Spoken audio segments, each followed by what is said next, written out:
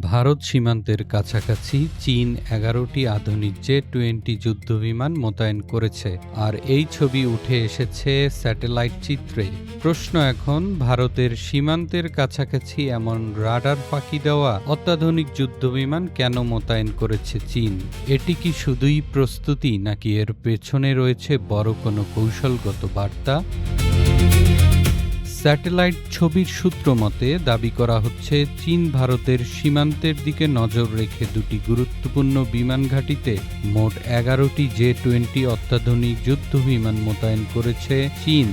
এর মধ্যে ৭টি দেখা গেছে শিনজিয়াংয়ের হোতান বিমান ঘাঁটিতে এবং ৪টি তিব্বতের দামসুং ঘাঁটিতে। জীবন অবাক না করলে কে করবে? ২৮% মিল্ক ফ্যাটের অবাক করার সাথে ফ্রেশ মিল্ক পাউডার। জীবন অবাক করুক প্রতিদিন। হোতান ঘাঁটিটি লাদাখ অঞ্চলের কাছাকাছি হওয়ায় এর গুরুত্ব অনেক বেশি, কারণ এই অঞ্চলেই দীর্ঘদিন ধরে ভারত ও চীনের মধ্যে সীমান্ত উত্তেজনা রয়েছে।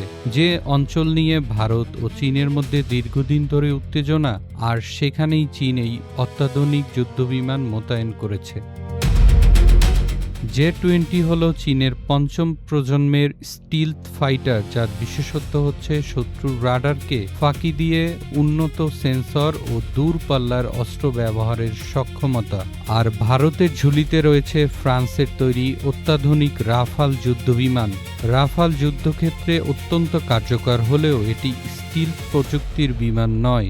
ভারত এই বিশেষ স্টিলথ বিমান তৈরিতে কাজ করছে, তবে সেটি পেতে সময় লাগতে পারে প্রায় আরও ১০ বছর।